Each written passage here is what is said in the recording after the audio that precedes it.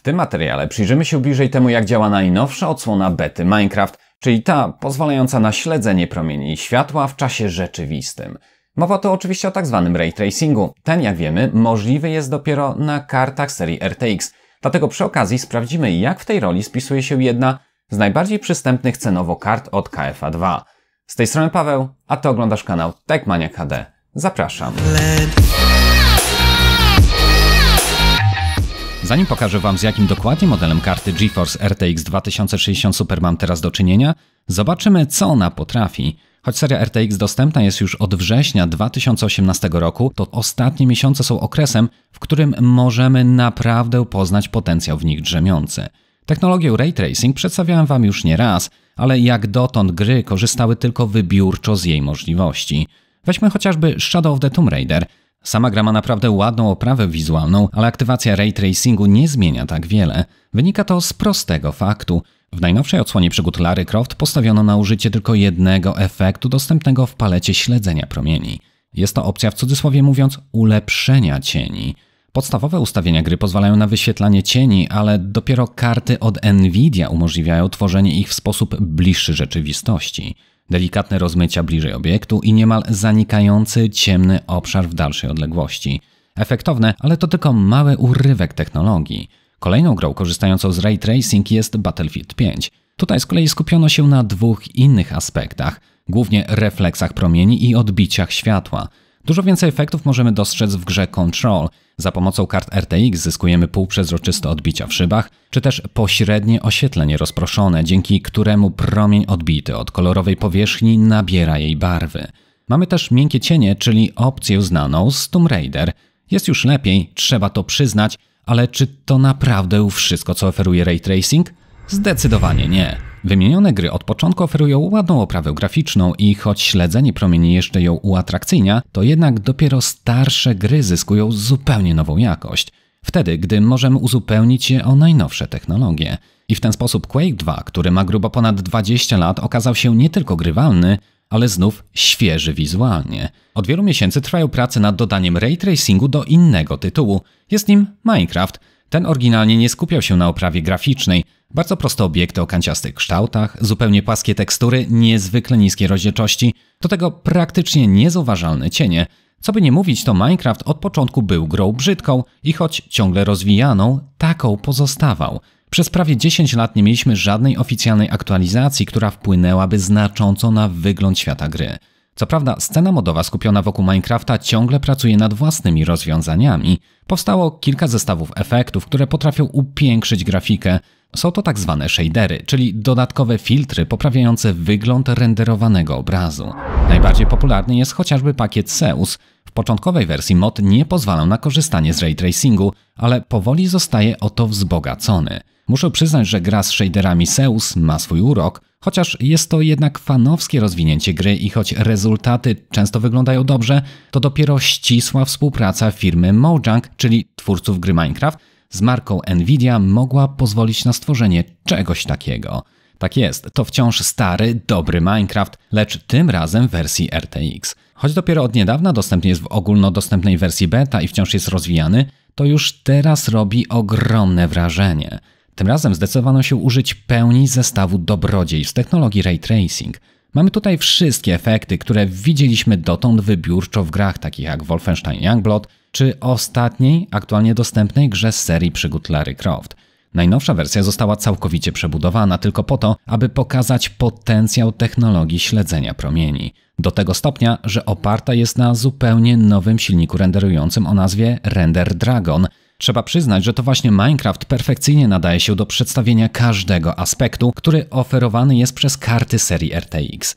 Kontrast przed i po jest znaczący. Stylistyka gry zmienia się całkowicie. Za dnia wszystko staje się jeszcze bardziej kolorowe, a w nocy możemy w końcu zaznać ciemności, jaką znamy w rzeczywistości.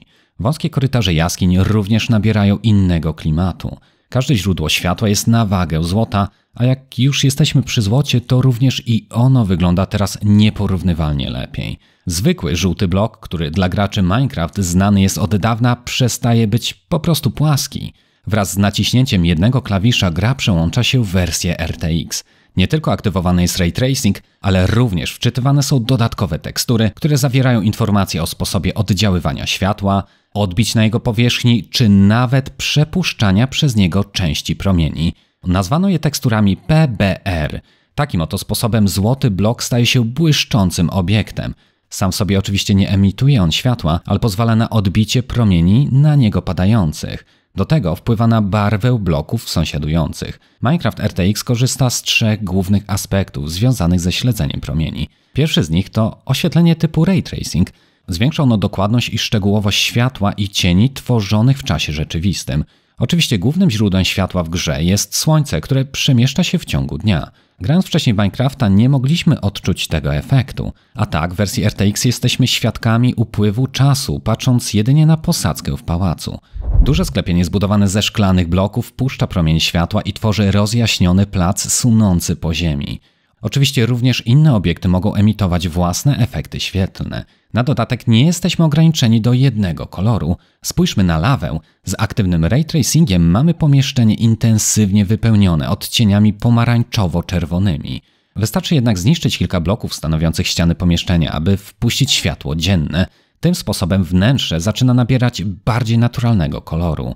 Kolejne wykorzystanie tej technologii w grze Minecraft związane jest z odbiciami powierzchni.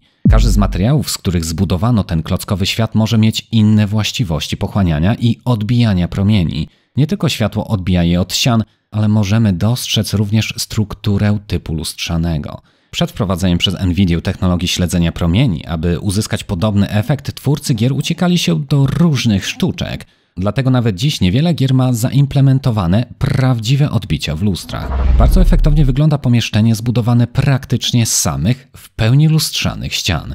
Co prawda widać gdzieś w oddali, że liczba odbić jest skończona, ale jest to jedno z ograniczeń, które wprowadzono dla zachowania określonego stopnia płynności rozgrywki. Trzeba bowiem zaznaczyć, że Minecraft RTX porzuca oznaczenia znane nam z innych gier do ustawienia stopnia wyświetlania ray tracingu. Próżno szukać tu opcji niskie, średnie, wysokie. Zamiast tego mamy pasek określający maksymalną odległość widzenia horyzontu wyrażoną w jednostkach chunks. O wydajności gry opowiem trochę później, ale to właśnie tutaj decydujemy, jak daleko od nas mają być wyświetlane obiekty, a co za tym idzie, dokąd sięgają efekty śledzenia promieni. Większość rozgrywki, którą widzicie w tym materiale, to ustawienie na poziomie 8 klocków, czy też chunks, jak to woli. Stopień odbić mocno uzależniony jest od materiału, z jakiego został wykonany dany klocek. Oprócz w pełni lustrzanych powierzchni mamy też obiekty z mniejszym lub większym wpływem światła. Jak chociażby to pomieszczenie. Tuż przy suficie widzimy 2 rodzaje materiałów, z jakich został on wykonany. Jeden przypomina marmurowy blok z delikatnie chropowatą powierzchnią. Drugi to coś w rodzaju drewna lakierowanego na wysoki połysk. Łatwo zauważyć zupełnie różny sposób zachowania się światła na tych teksturach. Podczas gry marmur załamuje promienie, tworząc ziarniste i nieregularne odbicia na swojej powierzchni, to na drewnie widzimy znacznie więcej błysków na podłużnej fakturze poszczególnych paneli. Ostatnią techniką zaimplementowaną w Minecraft RTX jest cieniowanie z użyciem ray tracing. Dodatkowe potraktowanie cieni pozwala na zwiększenie głębi obrazu oraz ich lepsze przedstawienie na wszystkich rodzajach powierzchni. Samo światło przedstawione zostało w sposób wolumetryczny. To znaczy, że widzimy nie tylko jasny obszar na powierzchni, ale też snop światła przedzierający się przez ciemność. Wygląda to niezwykle w pomieszczeniach, lecz dopiero połączenie tych efektów zaczyna tworzyć niezwykły klimat, gdy zanurzymy się w wodzie. Sama woda to najbardziej złożony z obecnych elementów graficznych. Tafla powierzchni tworzy niemal lustro, które odbija część świata gry, ale jednocześnie pozwala dostrzec to, co kryje się pod jej powierzchnią. Zrobione to jest na tyle dobrze, że to, ile głębi widzimy, zależne jest od kąta i odległości, z jakiej patrzymy na lustro wody. Widzimy też delikatne ruchy na wierzchu, które dodatkowo uatrakcyjniają symulację cieczy. Cała zabawa zaczyna się jednak dopiero pod wodą. Przypominam, że Minecraft RTX to wciąż rozwojowa beta i to właśnie obraz widziany oczami bohatera w głębinach jest największym wyzwaniem dla wszystkich kart graficznych. Płynność rozgrywki spada tutaj zauważalnie. Notujemy około 20% mniej klatek na sekundę. Sami zobaczcie jednak, jak to wygląda. Strugi światła przebijają się ku głębi, a patrząc w górę widzimy falujące odbicia i załamania światła. Na dodatek dzięki przekazowi barw widzimy, że obiekty dalej nas przyjmują intensywniejszy kolor w wodzie. Podobne oddziaływanie barwy na otoczenie możemy zauważyć, gdy źródło światła ma swój własny kolor. Z użyciem ray tracing kolory mieszają się. Przyjrzyjmy się wnękom, które wypełniono różnymi kolorami. Pierwsza z brzegu świeci na czerwono, druga zaś na niebiesko. Widać przy każdej z nich łunę w danym kolorze. Robi się jednak ciekawiej, gdy zobaczymy przeciwległą ścianę. Tak jak w rzeczywistości uzyskujemy na jej powierzchni fiolet, który wynika z łączenia tychże barw. W Minecraft RTX możemy doświadczyć o wiele więcej takich zabaw z kolorami i światłem. Istnieją tu złożone interakcje promieni świetlnych z transparentnymi obiektami, tak jak ich refleksy czy odbicia. Klocki szklane mogą też mieć tu własną barwę. To, co przez nie widzimy, staje się kolorowe, ale zmienia się też światło wpadające do pomieszczenia. Tym bardziej jak przychodzi nie przez jeden, a więcej bloków sąsiadujących ze sobą. Jednakże, aby móc cieszyć się Minecraftem ze śledzeniem promieni, nie obędzie się bez odpowiedniej karty. No i nie trzeba szukać daleko, bowiem jedną z najbardziej przystępnych cenowo opcji pozwalających na ray tracing jest KFA2 RTX 2060 Super. Ta tutaj jest wyśmienitą opcją, aby rozpocząć swoją przygodę z ultra realistyczną grafiką.